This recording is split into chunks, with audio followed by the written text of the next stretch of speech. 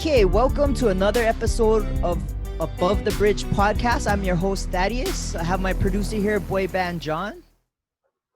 So let's see. Today, I'm really excited for this guest. He's been a pillar in the Kaneohe community for a long time. He's a teacher in one of the elementary schools in Ewa Beach. He's also the assistant director at 24/7 Danceforce, and he's a director for the next generation, which is the children at 24/7 Danceforce, and that's a huge school for dance in Kaneohe at Winter Mall. I'm glad to introduce Mr. Allan Lau. What's up, Allan? What's up, Dad? Did I get that right? I had it all correct, right? Yeah, no, that was perfect. That was perfect. All right, man. So how's everything been going at the studio? Well, things are going, pretty good. I mean, with the shutdown, it was challenging. It's been challenging since that time because, we miss the kids. We miss seeing them, having them in person. The energy is so different. Yeah, when the kids are there and you can just feel that physical presence. So Yeah, it's for been sure. hard. We had Zoom classes going on throughout the whole summer, and it wasn't the same. It wasn't the same watching it. It wasn't the same vibe we got from the kids. They don't get the feedback of the mirrors or the feedback from the teacher because Oh, the teacher cannot focus on it. So it's been challenging, but the kids have been super persistent and persevering through it, and we've got a good core group of kids that show up. So yeah, it's been good though. Yeah, we're hanging in there. are you guys reopening anytime soon? Matter of fact, last week Thursday, when the mayor moved us to tier two, we were able to have five in person. So Okay. that's been helpful. It would be better if we could have more. So we're hoping for tier three to happen pretty soon. But so we've been back in person at least with the kids in the studio. Prior to that, we were able to at least have the teachers teach from the studio. Oh, But yeah. it'd be nice to have normal size classes again, hopefully soon. Yeah, because your guys' classes are pretty full. Just a little background about 24/7. You guys were always at Windward Mall. Um, since I've been there, yes, we've been at Wilmer Mall. I want to say the original studio when it first opened up was actually in Mapunapuna. Oh, wow. We shared a space with Hits Gymnastics out in Moanalua area, and then we moved to Kaneohe, right where used to be Clambake, Hawaii, right on Kahuhipa Street. Oh, I remember Clam Bake. That's a throwback. Yeah, so that was actually Yeah. the actual first independent studio that we had when we were on our own, and then we moved to Windward Mall. Before we moved. This is our third location in the mall. The Okay. first time we were in the mall, we were downstairs where the food court is, Mm. next to Sears, the corner of Sears, and then we were at the old Tilt location. Yeah, Up that one there. kind of bummed me out because I Yeah, grew up going to Tilt to see Tilt get dismantled. That was disappointing, but it was for a good reason. yeah, yeah. And then we moved last year to where we're at now, upstairs by the theaters. Yeah. So so 24/7 has been around for a while, and growing up in Kaneohe, of course, I would hear about it, and a lot of your students went on to do huge things. I went on your website and just reading everything that your students have done is mind blowing. The artists that they work with, the people that they come in contact with, and the competitions they've been winning is it's big league stuff. Like you guys are putting out some unreal talent. Yeah, I mean, we've been super super fortunate that us, we're a pretty small studio actually compared to some of the other ones across the island, but I think our students have gone on to be successful in the industry, I think because of and I mean, I only know 24/7, so I can't speak for other studios, and I don't want it to sound like, oh, we're all tantaran, because I don't think we are.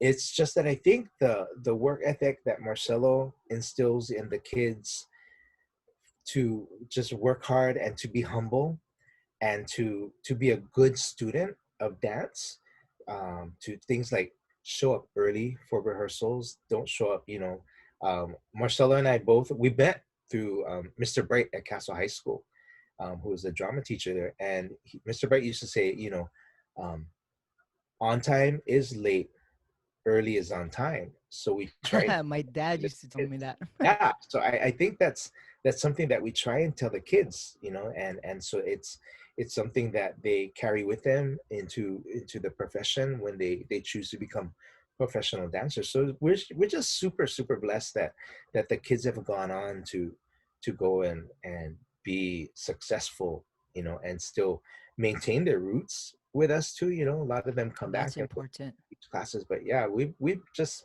we're just like, oh, that it's just us. We don't really, I don't know.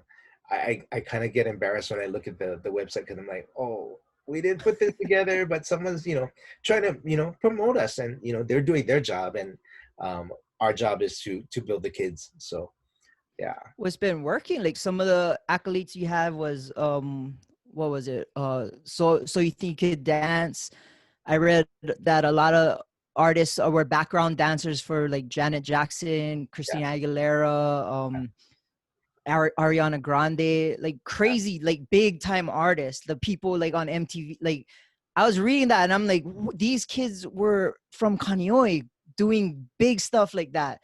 And like I wouldn't have, I heard like some stuff, but until reading the website I didn't realize how many. It's a long list, and Yeah. anybody can go on it. What's the website? 247dance.org, and just look at what their dancers have been accomplishing throughout the time the studio's been open. It's mind-blowing. It's big time stuff like Lady Gaga. Like I was like, this is unreal. Like, and disclaimer, my daughter does go to your guys dance school, so I get to see firsthand how the interaction is. And I think I was telling you before, I like to people watch, so I go early to pick up my daughter, and I see the classes that are getting ready for when she's done the next class. And the way those kids interact with each other, it's like family. They're so happy. They hug each other like, oh, how was your day? It's crazy to see how close that you guys are with each other. Like it's like they're all sit down in a circle and just talk story. And it's like, this is cool. This is our community right here. This is how it grows. It's cool to see. Like those Yeah. kids are really proud, man. It's cool. Yeah. I think that, when we're talking about the shutdown, I think that's probably one thing that the kids miss about each other, is being able to be with their friends before and after class. Um, just like in the school that I teach at, it's the same thing. That relationship you build with your students and with each other is critical, as at any age, but especially at the kids' age. So, to be able to bring that back will be a good thing. Uh, like I said, hopefully soon. Yeah, I hope so too, because your guys' classes are pretty full, so that energy is a big difference. Like you Yeah, said, like 5 students compared to like 20 to 30. yeah, It's a yeah, big difference. yeah. And even with the kids back in the studio, we still got a social distance, so even that energy is different, because they're apart. Even though they're together, they cannot hug. We gotta have them go out the studio one at a time, and do all the temperature check and all that stuff. But they've been so good about it. That's one thing, is they know that in order to be back, they gotta do all these things to keep themselves safe, to keep the studio clean and stuff. So it's been nice having them back. Oh In yeah, and yeah, kids are resilient, like yeah, especially when they're doing something they're passionate about. So yeah, I'm sure they'll jump through hoops just to be back in that studio doing what they love. yeah, And like my daughter too, like she's itching to get back in there. yeah. Well, hopefully, It's a funny story, because how I came to know you guys is I'm a nightclub promoter and we are searching for go-go dancers. hmm, And since I'm from Kaneohe, I knew some girls that dance. So we're like, oh, can you go dance for us? And they came and dance, and they were so good. Like we couldn't put them with any other dancers but 24/7 dancers. Uh, So we'd have to pair them up. It's like, okay, them two got to dance together because they're gonna make everybody else look bad. And when I had my daughter and she explained to me that she wanted to dance, I was like, okay, I know where I'm taking her. This gotta be the spot. And I used to train and teach one of your instructors, Brent Koki, in oh, yeah, Taekwondo. So I knew Brent. So I called Brent and he kind of set it up with you. And I got a text from you saying to bring her down. And I'm just like, I can't believe my daughter's at 24/7. Like, this is so awesome. And man, I cannot explain to you the first time I watched her dance on stage, like as a dad, like, and she was young, like super young, and she yeah, goes out there and like goosebumps, and it's like, oh, that's my daughter out there doing like, it's just so crazy, and it's such a good feeling. And I'm so thankful that she's a part of your guys' program, and I'm yeah, sure as many parents are the same way. yeah. Your What kid doing concert? What something concert cool. was that? Do you remember? Oh, was it Wicked? No, it wasn't Wicked.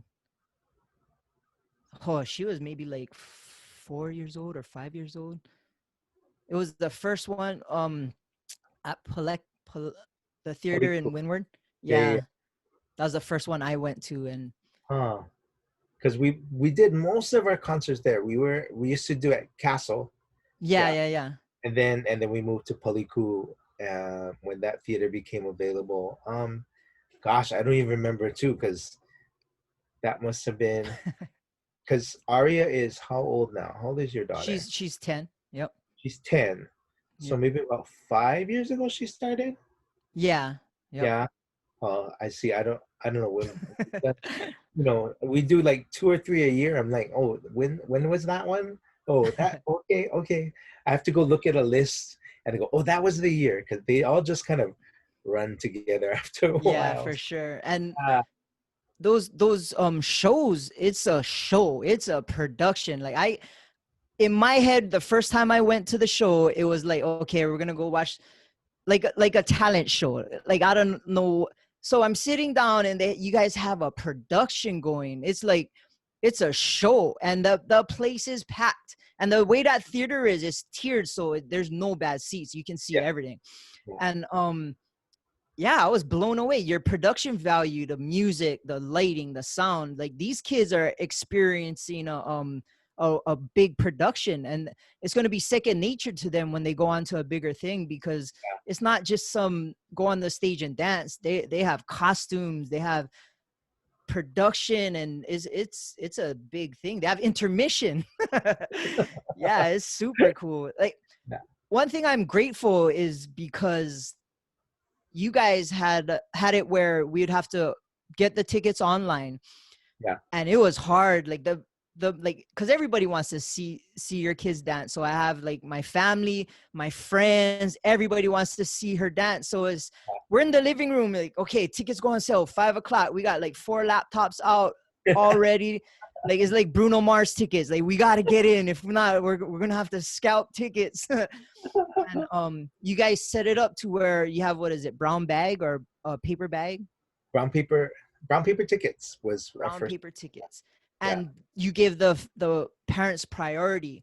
So I wasn't stressed out. I was like, okay, I got my tickets, we're good. Like, yeah, because those shows are so packed. There's not one seat empty. yeah. It's so much fun. Well, I mean, when I first started working at the studio, it was 12 years ago. We used to do paper tickets, and people would line up outside Windward Mall Friday night. Tickets would go on sale Saturday at like 10 o'clock. Really? Yeah, we would have class Friday nights, and I'd see some parents sitting outside the mall door with their lawn chairs. I'm like, what are you doing here? She goes, oh, I'm waiting for tickets. And I would show up at 9:30 in the morning, and there would be like a dozen people outside that wall, um, waiting for us to open, and then they would move inside when we open up the studio, and the line would go down that hallway. around Dales. I was like, oh, the first time that happened to me, I was like, oh, this is not good. This is, it was like, concert tickets. I'm like, Yep. what? And people would stand there and they used to have to hand pick tickets, right? And so it Yeah. took a long time. So I felt bad. So for the longest time, we're trying to find a a good online platform. But that went on for at least 2 or 3 years, and I was embarrassed. I'm like, what? This is just, like I said, this is just us. It's just our concert, But with with every parent, with every child comes, at least two parents, right? Oh And then yeah. grandma, grandpa, auntie, uncle, brother, sister, and every family is buying about at least sometimes 10 tickets one shot. Yeah, So I'm one of yeah, those. yeah. So Arya I'm has a little fan base going on. oh, that's good. Yeah, And I have friends who dance that come watch the show and yeah, they're yeah. blown away by the production and they're dancers and they're just like that dance force has such great talent. And man, some of those kids, I remember there's I forget his name. I think Logan or like that Yeah, little boy. yeah. And that kid, he is, I cannot even describe how good and talented he is. Like, I'm watching him dance, I'm thinking, this is a little kid. Like, how can he be doing that? I can't believe the talent you guys draw out of these kids. And to see them perform with I mean that people make mistakes or whatever, but the production, the talent, and it goes on. They pretty much perform without any mistakes, and that's hard to do. And you do what, 5 shows, 4 shows? It's crazy.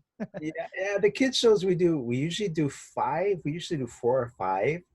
Um, yeah, I mean, it's funny you say they don't make mistakes, but we're standing on the side. We're like, oh, oh, Counting oh, them. oh, oh, oh, why'd they do that? But the thing is, that it's always hard work to get to that point. But just like how you felt when you watch your daughter dance, is like, there's that pride of Oh like, yeah. oh, look at what they're doing. And the being able to watch um kids who stage fright, never performed in their life, shy in person, everything, and then they come on stage and their parents are like, that's not my kid. Who's that smiling? Who's that? And I think that's one thing about dance, about any kind of performing arts, is it gives you an opportunity to explore um, a side of you that other people don't get to see. You know, the like I said, I only basically grew up 24/7, so I don't get a chance to go see Yeah, other yeah. dance concerts because we're all doing them at the same time, so it's hard to see. Or we're busy getting ready for the next one and whatnot. But I have gone to see it, and uh, overall, all the concerts that I see are just they're above and beyond recitals. People go, oh, I'm going to Yeah, go to that definitely. concert. But I think we've helped each other up each other's game, with making it the theme, making the costumes, making the lighting, video backgrounds and all that stuff. So I would say that we're kind of typical for a lot of the dance concerts, but also I appreciate, especially for the adult concerts, the creativity that Marcelo brings with the costumes, because you'd be amazed at what we do with duct tape. Yeah, Like, duct tape fix everything. no, not duct tape fix everything. Duct tape make costumes, kind. Like, like people will come and watch it and go, "Oh, I like that costume," and then I'm all, "Oh yeah, that stripe was duct tape," and they fold it over, or they this, or the adults would have like these elaborate helmet things, and you look close and it's just duct tape molded to their head, and it's pretty trippy how much um, you can do with duct tape. Like you see those contests that duct tape makes with like the prom dresses. Oh Like, yeah, yeah. like we should send some of our costumes in to them, because they'd be like, oh wow, that's pretty good too. Uh, That's but, awesome. but all the Marcelo is just, I mean, he lives, eats, and breathes 24/7. Like, he literally is the studio 24/7, but he loves creating that kind of stuff, and he loves challenging himself. He loves challenging the choreographers and the kids to come up with something, um, not necessarily better, but different, to think differently. And it he tries to feed that to them, and then it feeds his creativity.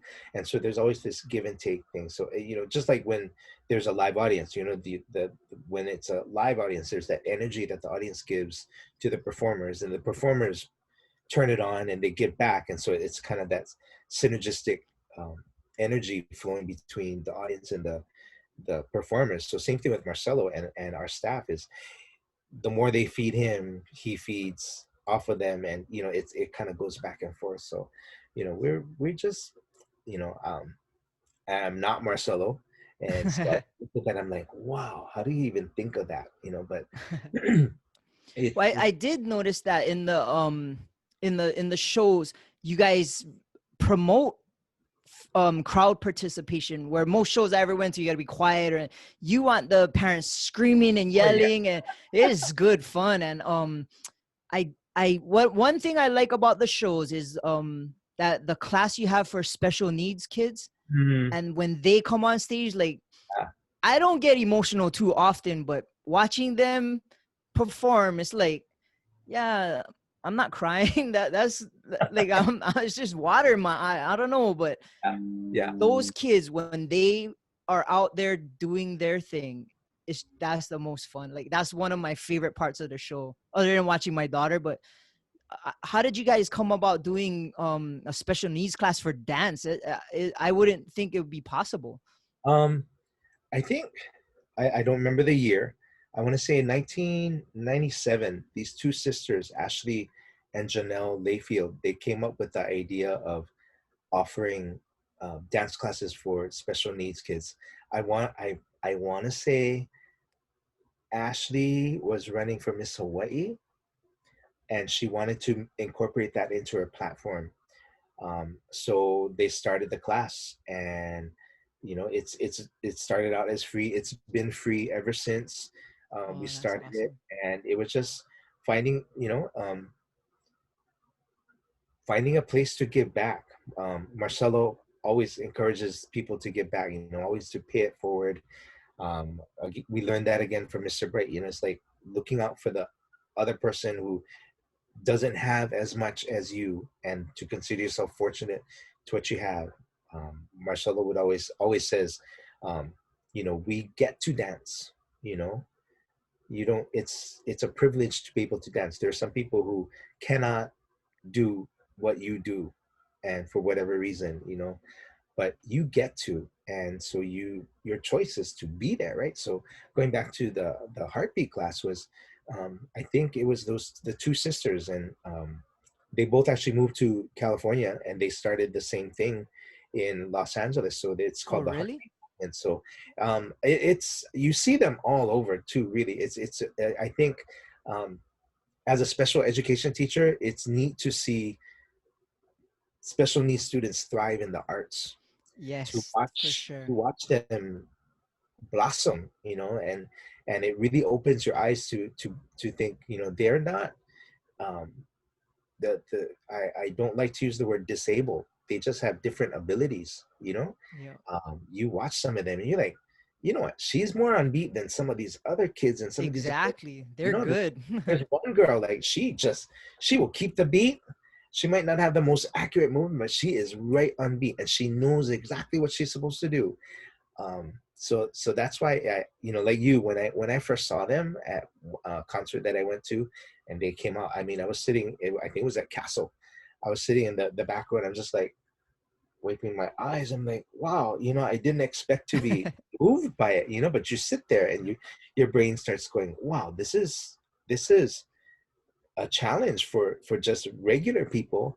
How hard it is for them, or what did they need to overcome, and the teachers too. What did the teachers have to overcome to get them to that point. So it kind of inspired me to go into special education too at that time. So Oh, that's awesome. yeah. And they're like, my biggest thing watching them is their face. they are so passionate and happy and proud.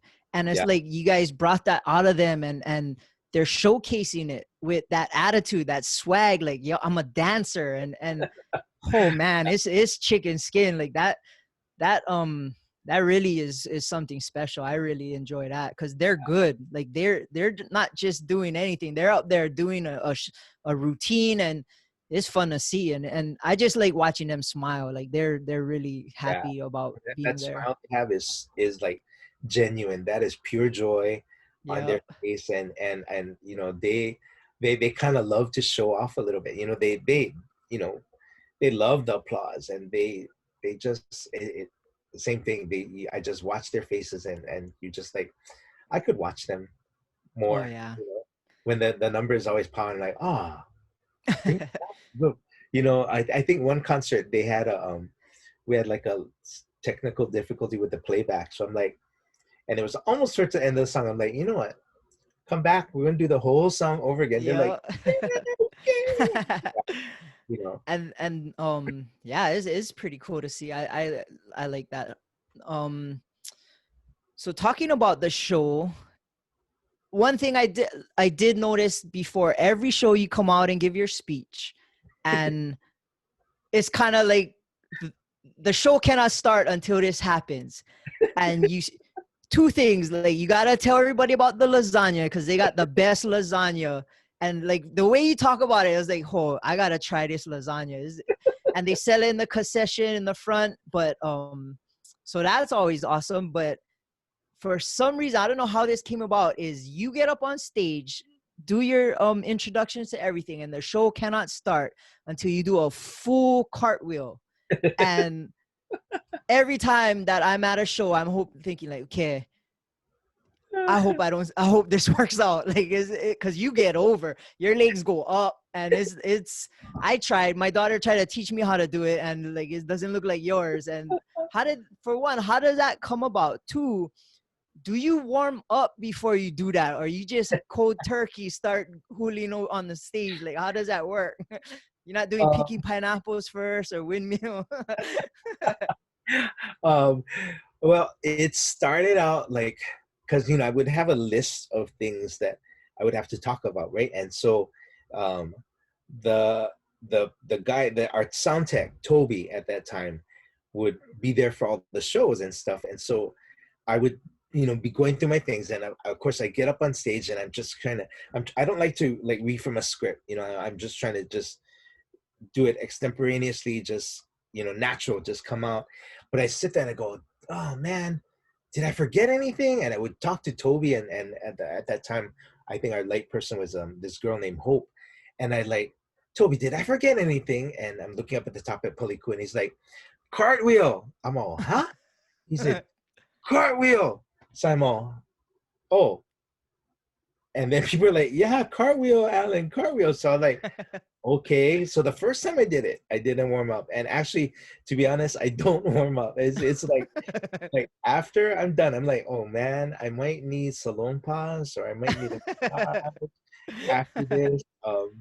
But no, I don't. It really is just cold turkey. I'm like, oh, I Oh, gotta do this. That's right. And you know, because I'm backstage, take care of stuff, and that's like the least of my concerns is that cartwheel. But you know, that never fails. Somebody always goes, oh yeah, Alan, cartwheel. Don't forget your cartwheel. And if I forget, the kids will be watching on the monitors backstage, and they go, Mr. Allen, you didn't cartwheel.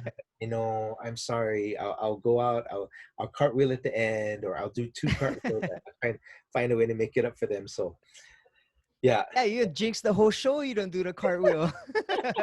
But it's funny, like, you know, everybody, not everybody, but you know, I'll get messages on Facebook or text to like, oh, that was a good one, or that one, that was like a 7 out of 10. You graded, huh? Yeah, yeah, Well, you gotta do them what, 5 times if there's 5 shows, right? So yeah. So and if I do them, what we would do maybe 3 concerts a year, so I would cartwheel at least 15 times minimum oh, per year. But yeah, that's one of the favorite parts of the show. yeah, Another part, what I wanted to talk about, at the end of every show, if you blink, you will miss it. But I notice it every time. It's right at the end of the show, before the curtains close, you guys have a flash of Mr. Ron Bright, who you mentioned already. Mm. And as a kid growing up in Kaneohe, my mom taught at Castle High School. Oh So yeah, yeah, she had a relationship with Mr. Ron Bright, who is the performing arts teacher there, right? yeah. And eventually the auditorium was named after him. But Right. I've heard so many magical stories about this person without hearing someone who really knows. So I always wanted to know more about Mr. Ron Bright just because I've heard a lot about him. My mom says beautiful things about this person, and it seemed like he touched a lot of children in Kaneohe, and he had some magic. And seeing now, like, his magic is still living on through what you guys are doing. I just want to know a little bit about him. Like, what can you tell me about Mr. Bright? Oh my gosh. I don't know where to start. I would have to. I guess I would have to start by saying that we owe the founding of 24/7 to Mr. Bright because um, Marcelo and I met Mr. Bright. We didn't. We weren't friends before, and then a mutual friend of ours, actually, yeah, a mutual friend of ours introduced us to Mr. Bright, and he said, "Oh, you guys both dance.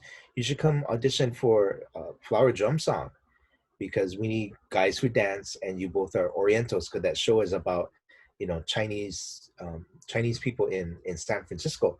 And so we're like, "Oh, okay." But prior to that, I hadn't known Marcelo either. I had known of him, but I was like, "Oh, I know this guy because I was dancing a little bit in high school." But Mr. Bright, we got involved with the shows at Castle, and um, Marcelo was kind of doing other gigs outside around the island and things, and um, we both were asked to be part of the Miss Hawaii pageant through another friend of ours who wanted, she wanted to have, feature, guy dancers. And, back then, back in like the 80s or the 70s, 80s, guys didn't really do that kind of dancing. It wasn't the most masculine thing to do. So, to have guy dancers, especially with Miss Hawaii, it was on TV and everything, it was kind of a neat thing. And they wanted to add to their production as well. But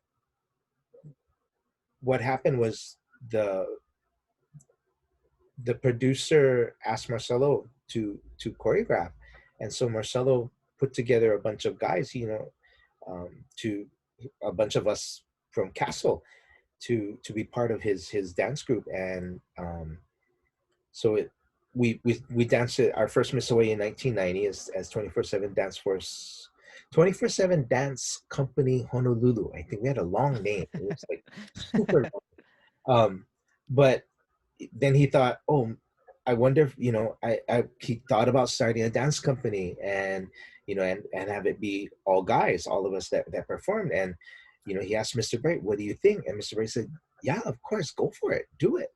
So it was really Mr. Bright, and the producer of Miss Hawaii at that time was Tom McGarvey. So those two gentlemen were super influential in encouraging Marcelo to start 24/7. So that was like 1990. So that was our first Miss Hawaii. So, oh, sheesh, 30 years ago.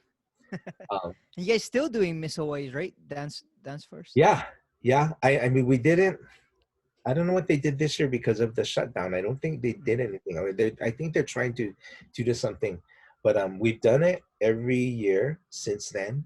It was kind of like it was a big deal if you got asked to be part of the Miss Hawaii um, Uh, group. Yeah, it was kind of like um, uh, hmm, yeah, you just it was something, you knew you had kind of made it at 24/7 if you oh, if nice. you dance on Miss Hawaii.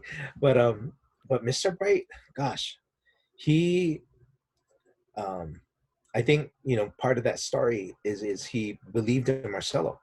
And so that's what we try and pass on to the kids, is believing in yourself. Mr. Bright became the biggest fan of anyone. He was your best friend.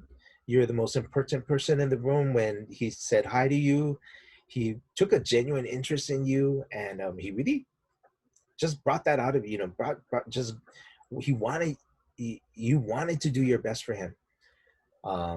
We If you see the little quote at the end, you know, when we flash his picture up there, it says "Believe in yourself," and it comes from this show that we did with him. From it's a line from a show called The Wiz, and that became like his anthem from like 1980, 85. That really he just really latched onto that word, and so now that word is all over. You know, inside Marcelo and my office, it's believe. When Mr. Bright passed away 5 years ago, Marcelo made this shirt that said "Mr. Believe," and it's really he just really instilled that in both Marcelo and I, because we worked together as part of his production staff for the shows at Castle, and we saw him do that firsthand. He didn't push it on us. We just saw that, wow, this works with kids. It's better to motivate someone that way than to belittle them or to yell at them or scold them. And it's not to say that Mr. Bright didn't scold us. I can count on two hands the times that he yelled at us, but for pretty good reason. It was because we weren't doing our job.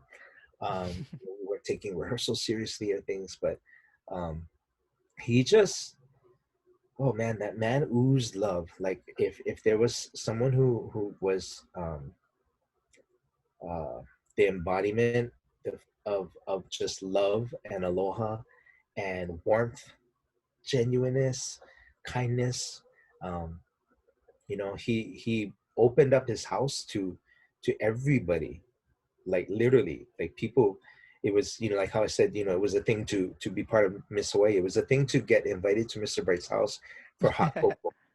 Like, was the thing, you know, if you had hot cocoa at Mr. Bright's house, you were like, oh, I had hot cocoa at Mr. Bright's house last night. People He's like, in the inner circle. yeah, no, but he would, you know, he would hear that and he'd go, oh, you like come, you know, and literally his door was open to so many of his students, and his family became your family.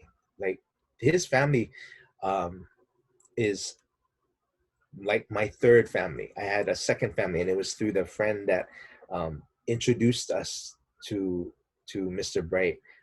These were my hula brothers, and so that was my second family. Like I spent so much time at their house too. But then once I met Mr. Bright, oh, you just became part of his family, and his whole family invited you in. Not one of them, Auntie Mo, his wife, his three kids, Clark, Jody, and Michael, they just loved on you. And I think it's because they saw it in their dad and mom.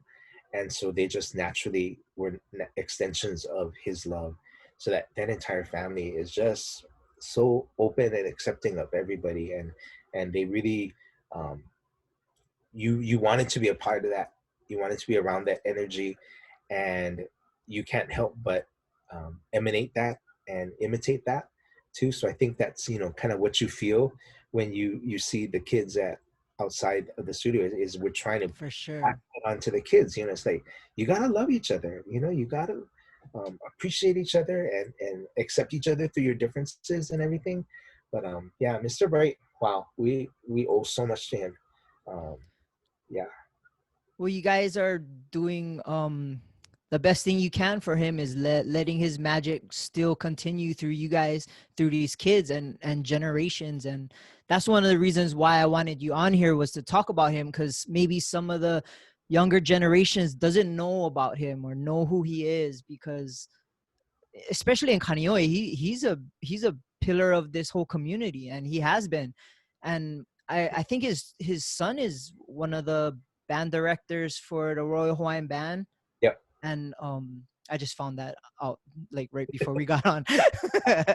But he been around for a while, and I always heard stories, and I always wanted to know more about him, because I know that he had magic, and people talk about him, and yeah, it's always aloha and such a nice person. My mom was like always talking about him, and Yeah. it's cool to hear. And I think it's important that people know the lineage of where you guys started, and that same kind of magic is being passed down to the kids now. And that's cool. I mean, I'm sure he's very proud of you guys, and Uh, and we hope so. Yeah. guarantee. Yeah. I mean, the thing about like theater and dancing is it's just like sports, right? They teach you discipline, right? You learn life lessons through doing those things, whether it's a football game or a basketball or soccer game or putting on a show, whether it's a dance concert or everything. You got to learn, show up on time. You got to practice, you don't practice. Your passing game is going to stink, right? If you don't practice, Yeah. you got to put in the practice. And if when it comes to performance time, if you don't put in the practice, it shows. And the thing is that Mr. Bright taught us so much through the theater.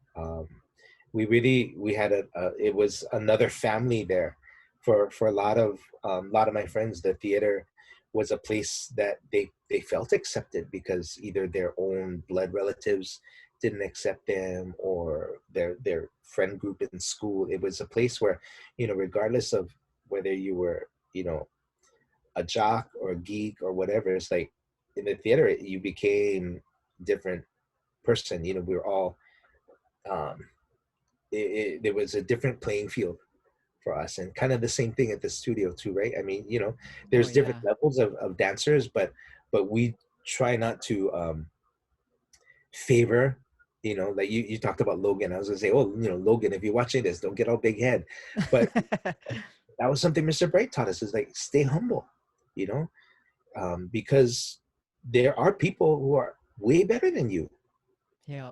You have to face that, but you don't have to. You want to better yourself, not so that you can beat that other person, but you want to better yourself because you want to become a better person. You want to be a better dancer, you want to be a better singer, you want to be a better football player, not so that you can win the Heisman, but it's because you want to do what's best for you. And I think we see that in like Tua Tagovailoa, um, Marcus Mariota. Is like these guys are, rock stars in the sports world. But you look at them and they're like, oh, Tua came from Ewa Beach, you Yeah. know, and went to Louis, and now he's up in on the mainland, and it's kind of the same thing. The kids that came out of our studio, and dance with all those people you mentioned. It's just like humble beginnings, and they still remain humble. And so I think that's the value that Mr. Bright taught us.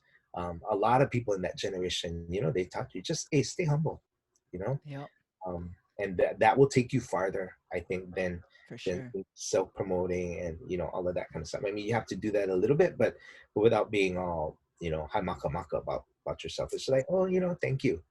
That's one thing Mr. Bright and Marcel always said, is that when people come up to you after your performance, they go, oh, you're so good in that. You just say thank you, and you just accept it.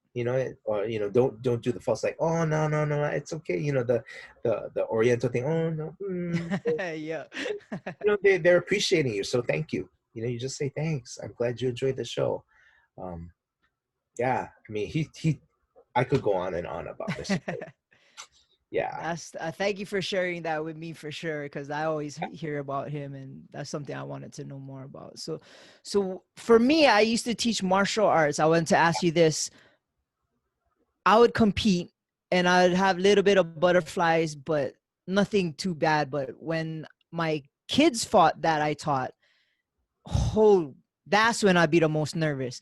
When the kids would fight, I'd be like, okay, you got this, you gotta warm up. And I'd just be nervous and just worried. When I fought, I'd be sleeping. Okay, wake me up when it's time to go.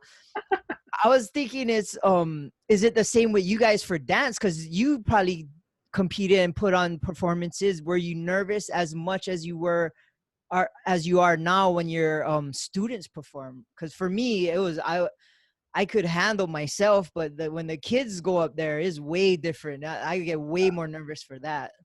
I don't know. I mean, I think I'm more excited for them. I don't think I've ever been like nervous or gotten stage fright. I think one of the few times I remember getting stage fright was, of course, Miss Hawaii, because that used to be live, right? And you're like, oh, I don't want to mess up on live TV. you know, be the one everyone's like, oh, you know, yeah, there, and you watch it on videotape, and you're like, oh my gosh. Um, and when we competed with my hula halau for Mary Monarch, I think that Oh, was like that's a the big most deal. nervous I ever was, because that was a big thing. But I think I'm more excited for the kids because I'm waiting for them to push through that nervousness. And you know, we tell them, turn that nervousness into positive energy towards your performance. You know, you can use it for, you know, it's kind of like, well, you can use your power for bad or for good. You know, it's kind of like that. Yeah. Use it for good, channel it towards doing the best you can. And if you make a mistake, that's okay. I think that's one thing about live theater is like, you know, it's okay if you make a mistake. What do? You're on stage, so you gotta work through it, you know. Or do you just sit there and go, oh man, I blew it? You know, you continue, right? You just got to keep going. And so that's kind of like the life lessons. Like when you make a mistake, you just got to keep going. For Don't sure. make the mistake again, right? um so yeah, I don't really get too nervous for them. um like I said, I'm super excited, especially if it's their first time. You know, Oh and yeah. I'm doing my best to like pump them up and like, all right, guys, you got this, you know, kind of same thing. But I don't feel nervous for them. I'm just, you know, like you, in the audience, you know, you have that proud papa moment. It's just like, yeah, look, and you know, they come off stage and you're high fiving them, and they're. Uh, I think the neatest thing is after we're all pow with all the performance of the last day, they're like the younger ones are like, "Okay, we're gonna do this tomorrow." I'm like, no, that's the last one. They're like, oh, you know, they think that it's gonna keep going. You know, we're like, just Yeah, like, yeah. no, we're done. We've done 5 in a row. You know, but You're done. yeah, we're done. No, we're but I you know, it's something that uh you know, I can identify with that nervousness, but like I said, I don't really. Yeah, I don't know. I'm just like stoked for them to be out there and, you know, do your best, you know. And you come off stage and they, oh, Mr. Allen, did you see that? I'm like, that's okay. You survived. Look, you know, you can do it 3 more times tomorrow. You know, Yeah. try again tomorrow. Yeah. Maybe I was nervous because these kids actually gonna get hit in the face or Yes, something. maybe. That may be the difference. Uh, And they're if they get lickings, then the mom them gonna blame me because I'm the teacher. Maybe that's what it was. uh, Speaking of education, you're a teacher, right? In Ewa Beach, you mentioned about that. How has it been with this pandemic? Being that you're a teacher, everything got to be online. Like, do you like it better, or you like it hands-on with the kids in your classroom, or is this a nice break for you? um, I it's got its pros and cons. I like it, and then I don't. I tell the kids almost every class that I interact with, I tell them, I miss you guys being in my room. I miss being able to give you high fives, and you know, just like in the dance class, to have that energy inside my room. Um, I miss that. I think, you know, I think almost all teachers miss having the kids, and we can't wait for them to come back. But you know, we still want to be safe. Um, but I guess I'm also super lucky in that the line that I teach is not just reading and writing and math. I get to teach arts, so I do drama, music, dance, and fine art. We haven't done any Wow. fine art yet because not all of them have the supplies, and I'm like, oh, we're just gonna do what we can online. But um, I like it, because it's it's been a challenge, you know, trying to find a way to build that relationship. So I think, because of the subjects I get to teach, I get to have fun with them. You know, if my lesson is POW in 25 minutes, and even when they're in person, if we're done, then I'll be like, all right, we're gonna do a dance. You know, so I've been trying to do that a little bit more. We're gonna, you know, and I'll make up a dance, or I've got, you know, you know, I call a friend and like, hey, I'm gonna teach dance today. Can I borrow some of your choreography? Like, oh yeah, yeah, go ahead. Um, but I get to do kind of fun stuff with them, I hope the kids like doing it with me. But um, they they you know, they're there, and I tell them, you know, for the first couple of weeks, I'm going to be doing a lot of the talking, but eventually you folks are going to be doing the performing. We're going to do, you're going to start with kindergarten. We're doing nursery rhymes. We're doing storytelling. We're going to do some poems with some of the older kids, and I'm going to try and do some monologues with my sixth graders. So it's kind of it's a good challenge because I'm trying to find ways to teach them the same things that it would in person, but got to teach them differently, and yet make it engaging and interesting and exciting for them and for me too. Rather, because teaching the same thing over and over again, I'm just talking to Yeah, a you gotta camera. have fun too. Yeah, and so I try to have fun too, and I like talking with the older kids because sometimes I'll be like, oh, I like that question. Let's talk about this instead. And um, it is hard though. It is really really hard, and you can see the kids just kind of like, So I'll tell them, what, turn off the camera. It's okay. I trust you're there. If you're not there, you're gonna miss what I'm teaching. But you know, oh well, it's kind of trying to teach them you have a choice, right? You have a choice. They don't even have to log on. But Yeah, then when I see them, I'm like, oh, I missed you last week, and I'll try and catch them up and make them feel like they want to come back. But it's been hard, and for our school, we're still going to stay distance learning through December. oh wow. um, yeah, some schools in other districts are coming back, half day and kind of like Mhm. that. But our principal, she's just kind of like, no, it's not safe for you folks, the teachers. It's not safe for the kids. I don't feel good about it. It doesn't feel good to me. Even though the numbers are going down, she's like, the numbers are still high enough where she's not comfortable. So she said, no, we're going to stay all the way through December. So I appreciate that about our administration, is they've been super supportive, um, offering help. Their doors are always open for problems, and they've been very um, receptive to feedback about things that work and don't work. And we try and, since March, we've had to change things so much. Oh yeah. Yep. That we're just kind of used to it. But it's been that good partnership with our administration team too. So yeah, it's been challenging. I won't take away from that. It is challenging, but um I think, again, like Mr. Bright taught us, is like, well, what you gonna do? You can sit there and cry, or let's do something with it. Let's have fun doing it, and let's learn Yep. something. And I try and tell my kids that every day. It's like, okay, so did we learn something today? They go, yep. So did we have fun? Yep. I said, okay, that's all that counts. I did my Yeah. job. See you guys, and we'll log off. um, so it's just something that we gotta do. And until it's over, we're gonna have to live this way and teach this way. But that doesn't mean we can't fix the problem, but it doesn't also mean we have to sit here and be miserable about it too. Yeah. Yeah. That's a good mentality to have.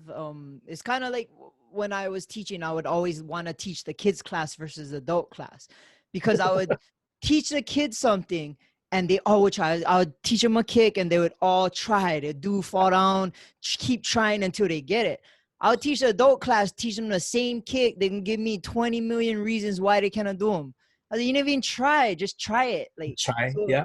yeah. So kids are resilient, like we said before, but I know it's been challenging for them. Like my daughter had to do distance learning. Fortunately, she gets to go in class now, but Good. like for parents it's hard. Like Yeah. I always tell everybody I was trying to relearn fifth grade math and like it wasn't working out too good. Yeah. But what is the feedback you've been getting from the kids and their parents, like doing this whole thing? uh I want to say our school area, they they've been just appreciative of everything that the teachers are doing, that we're doing for their kids. I mean, I know it's hard. Yeah, it's hard to like you said, learn fifth grade math all over again, and we do math differently now, right? You're like, what? Oh yeah. That's not It's even how I so did. totally different. Yeah, it's so And you different. got to show your work. I tell you, all right, just grab this calculator and you be all good. Um, but at least for our school, that we've gotten really good feedback. There haven't been, I think, a lot of complaints, at least that I haven't heard. It hasn't trickled down to to my level. Maybe our principal and vice principal, they kind of protect us from it. But I mean, it's not to say that there hasn't been challenges and there haven't been complaints, but I think overall for our school, they've been pretty positive. They've been pretty supportive. Um, you know, we've had to change some policies or things as things have changed along, and we're like, we're really sorry. This is another change, but this is just what's happening. So we appreciate your flexibility and support. And um, uh, I always tell the parents when I would interact with parents, just like with the students, like it's a partnership, right? It's not just you we're partnering with you to raise your child to be a student or a dancer. It's not just, oh, okay, they're yours for an hour now at the studio. It's like, no, we're trying to build upon what you've taught them, and hopefully they match, the values match. um Same thing at school. It's we're trying to partner together. And I appreciate all the support that parents have been doing, like families rearranging their schedules so that they can be home with their kids. Some of them still have to go to work, so they've got grandpa or grandma learning how to work the computer. The first Yeah. push what button, double, double click what, and okay, push the orange button, grandma. Yeah. No, the orange one. No. That's so Oh, funny you say that. My no, mom, she's older and she's in this sorority for teachers, yeah, and they had a Zoom meeting. So she had me put it on her computer, and then there's maybe like 15 of these older women, and for the first hour, how do you change the background? I cannot hear you. Oh, turn the button to the left. Oh, you yeah, gotta hit that. I come back in the room. I'm like, what's you guys meeting about? Just learning how to use Zoom. It's so funny, but hey, yeah, they're trying. At least they're trying. yeah, yeah, yeah. Same thing, same thing. It's just this, the same all over the world. Everyone learning how to use Zoom, how to use WebEx. We use WebEx at our school, and Oh, it's just, you know, I hate what they're saying. They're saying that this is gonna be the new norm, but I don't. I refuse to believe that. Kids need interaction with kids. yeah, yeah. That's the I norm, don't not the think new norm. Like, I think it's going to be part of what we do, but I don't think it's going to be the only way we teach. I agree. I don't think it's not the best way. I mean, even yeah, even for an adult, you can do distance classes, online classes and stuff like that. But you still need to have that interaction. I think we're built to be social. We're social for animals. And I sure. think Yep. that's why people have such a hard time social distancing and not going out to parties. It's like, oh, one time not gonna hurt. It's like, no, don't go. Yeah. You know, Yeah. it's because we crave that, and so that's one thing that the pandemic has really pulled at, is really pulled at our desire to really be with other people, to connect. For most people, you want to feel connected, and even like this is just like, ah, it's not the same, but I guess I got to get used to it. But I Yeah. don't, like you said, I don't think I refuse to believe that this will be the only way we do it. you know yeah, It can't be like human nature is to interact, like you said. Like, this can't be the new norm. So everybody that I always hear, oh, this is a new norm. I'm like, no, it's not. It's the temporary norm. Like, we're gonna yeah, fix this. Like, it yeah, can't be. yeah. Okay, well, I think it's coming to that time of night where we're gonna have to ask the question of the week. I hope Okay. boy band John got it ready for us. Question of the week is, what are the three, what is it, three, crap, I gotta look at my text. You had one job. I know, I Actually, you know, got I know, plenty I know. jobs. What is your three favorite Kaneohe establishments that are no longer here? That are no longer here. Can I count Blazing Steaks? Oh, I thought, oh, okay. You want to go first, or you want me to go first? I gotta think. Okay, I'll go first like then. like like restaurants or Anything can be anything. anything. Oh, Yeah. okay, now that just opened up a whole, oh my gosh. Like old school Kaneohe. Like, any Not establishment. saying that we old or older, but We're we've not seen some old. things come and go, you know.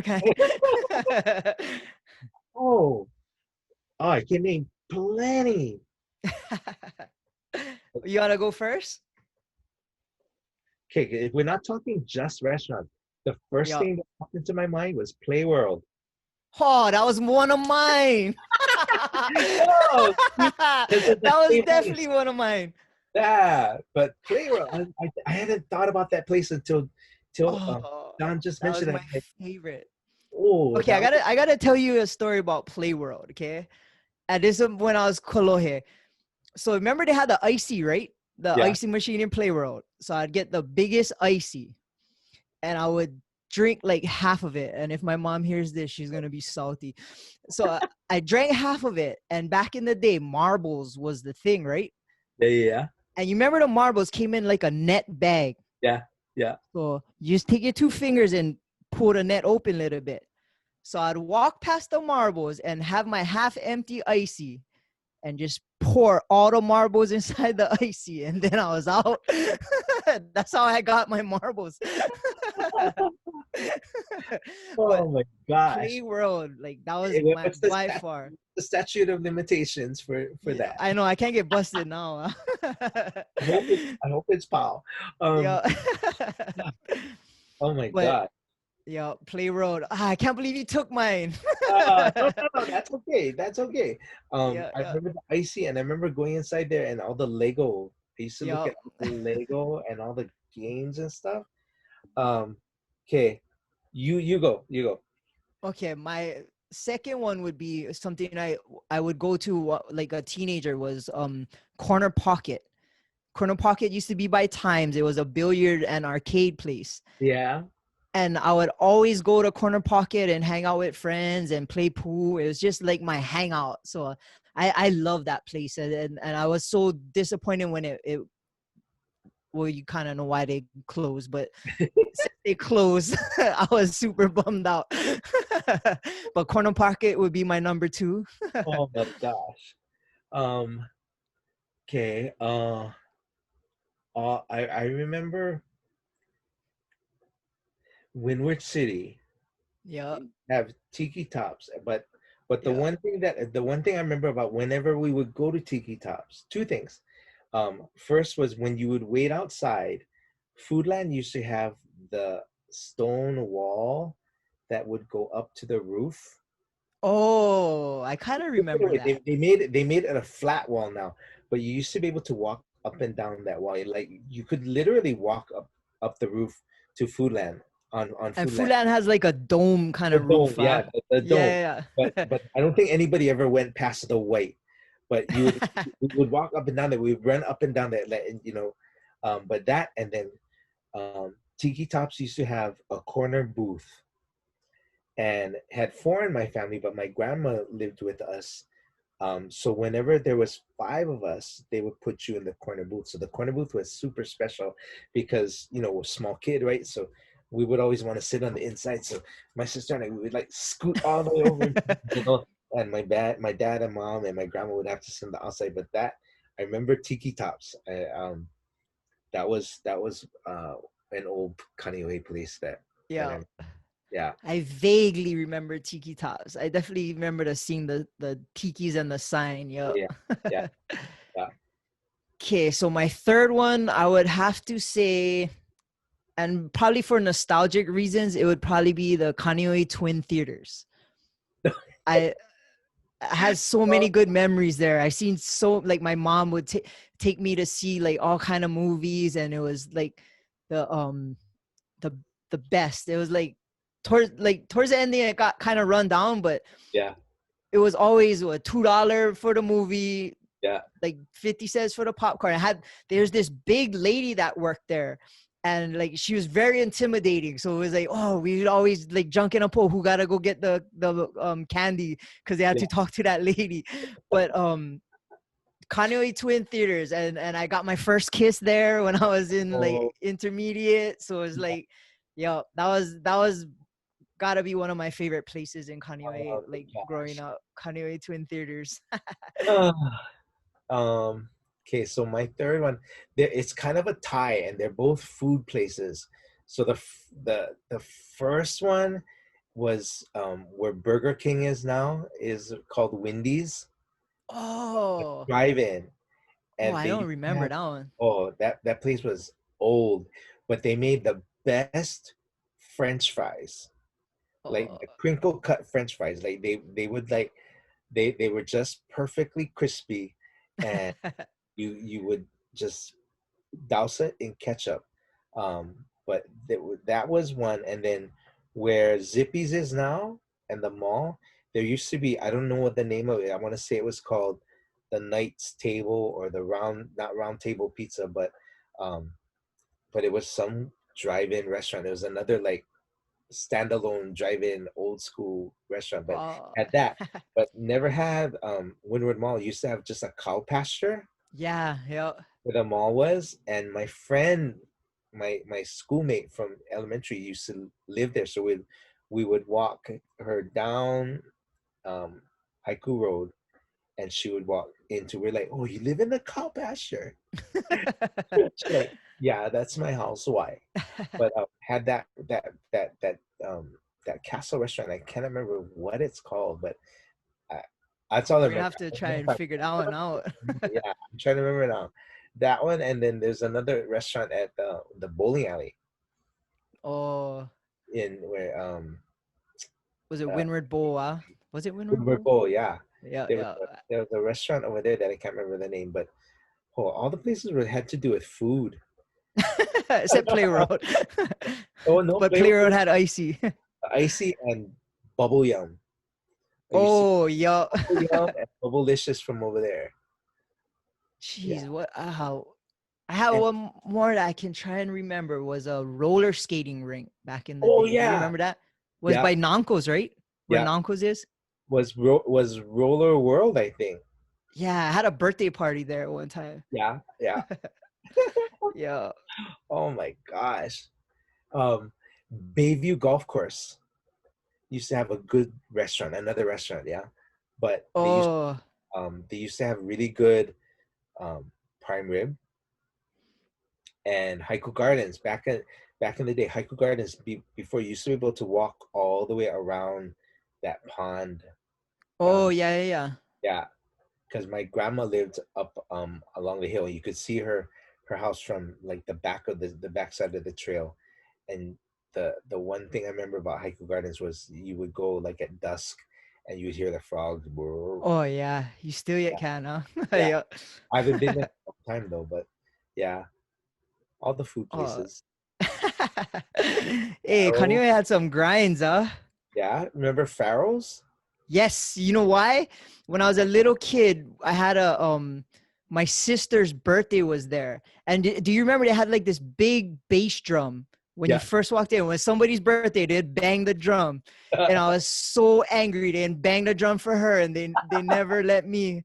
And I remember walking out and grab my slipper and I bang them a couple times, not realizing everybody was going to hear it. Oh, I remember getting busted for that.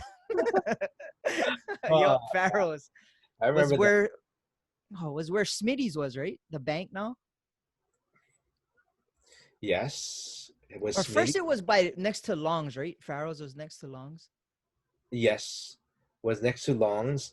Yeah. Where what had? Oh, do you remember Penguins? Yes, I do. Yeah, Penguins and Perry Boys. Oh, that one I don't remember. You remember Perry Oh, Boys Smorgy? You would have liked it because you could do the soft serve ice cream. oh, That was one of the first places I remember you could serve your own soft serve ice cream, and everybody would go over there, and they would have chocolate and vanilla, and you could do the swirl. oh, yeah. Yeah, that was a What good else was good there? place. Haoli's? Haoli's was Oh the yeah, yeah, Haoli's. yeah. How old these? Oh my Yeah. gosh. What else? Do you remember Cornet store? Are you I that? do. Oh I do. Oh, not that old. It was where was that? Was that by Times? Was where yeah, where Corner yeah, Pocket used to be, right? yeah. It was Corner Pop. I mean, Corner. Yeah, yeah. Yeah. Oh, I'm aging out right now. Gems, remember Gems? Gems, and Sears used to be where Ross is. That used to be. Oh, I don't remember that part. Yeah. See, you're not as old as me. How about You no said Season, Patty's season. Kitchen? Patty's What Kitchen. it? It's on Patty's Chinese Kitchen. the Manapua. Yeah, Yeah. yeah. Oh, what? Harpo's Pizza. That was a good one. Harpo's, Shakey's. Oh, I don't. Where was Shakey's? Shakey's is where a certain lingerie shop is. Oh, essentially yours. Yeah, yeah. I wasn't gonna say the name, but if you want to advertise for them, go ahead. What was it? Round Table there too? Round Table. Oh, and then where American Savings Bank is now used to be Han Fed. Yup. I had my first bank book from them with the Flash no. Gordon dude on top. Oh, yeah, that. And then after that, you upgraded to the Gold Card. Oh. The ATM. It was like your first. Oh my gosh, that was like unlimited money. I was like, oh, I get money. Yup. Yeah, and then pretty like, oh, how come I owe money to my bank account? I am overdrawn. I Han didn't learn Fed, good yup. from that. Yeah. Oh Oh my man. gosh. Um, That's what used good to be? times. What is that? No, what used to be by Kimchi, the Texaco across from American Savings. Texaco. Now it's Ro- Aloha Gas. Oh. So had kimchi, the Oh, kimchi. I don't know. Had Rosie's Boathouse on the other side. Remember Rosie's Boathouse? Oh yes, Yeah. I remember that because I had the wooden wheel, the yeah. Didn't it the have a boat man, wheel. like an old Yeah. Yep. that cigar guy or Yep. something? And then Yep. Pockets used to be Golden Crown. We used to eat there all the time. Oh yes. I ate what was good there? The scallop soup. Yeah. Yeah, From the Golden salad. Crown. Yep. That was winners. That was like everybody had their graduation party there. Yep. Their Yep. party. It was just like the place before quinoa came Yep. around. Yep. Like, oh, where we're gonna have dinner? Golden Crown. Yeah.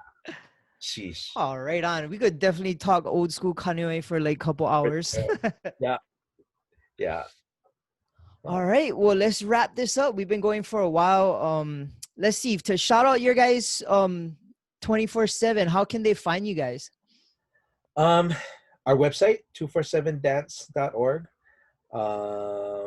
Let's see. I think we're on Instagram 24/7 Danceforce, and I don't even know if our Twitter account is active. um, but those probably our website is the easy, or now that we're open, come by Windward Mall, and we're upstairs by the theaters, in the corner by the theaters where Payless Shoes used to be. The corner is empty now. No more GNC anymore. Oh, really? Yeah, Oh, yeah. I didn't know they So, closed.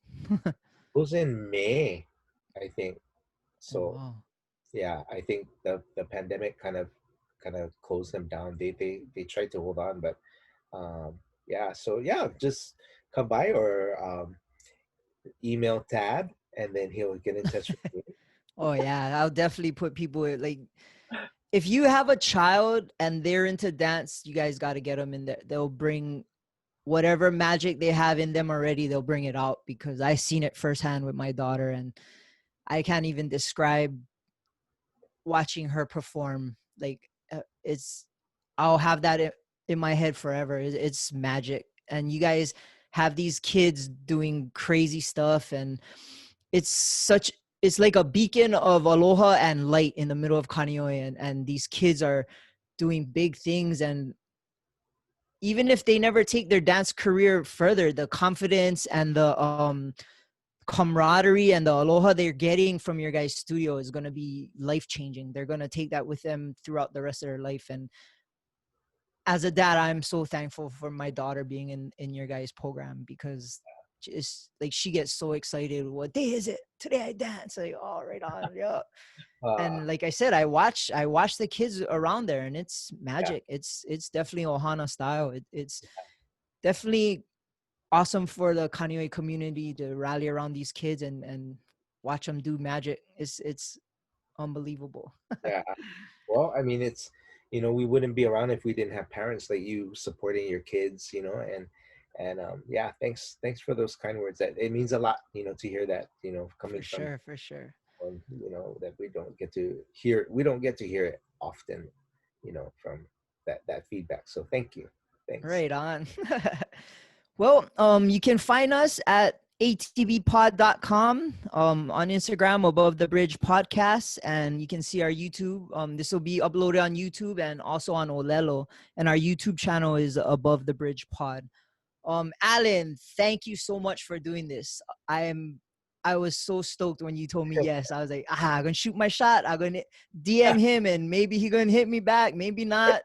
And then when you responded and being able to talk to you before jumping on this, I was like, oh, I'm very thankful, and I definitely appreciate it. And yeah, and we'll probably do this again, and we got to get more kids to the school. You guys are reopening up, and yeah, I thank you so much for helping me do this. Yeah, no, thank you so much. I mean, uh, my pleasure. Yeah, we can talk about old school Kaneohe more. Oh, And I definitely gonna have that conversation in person. Yeah. all right, thanks so much. Right Though. on. It's been a pleasure. Yep, and always shout out to the Artist Groove Network. Aloha.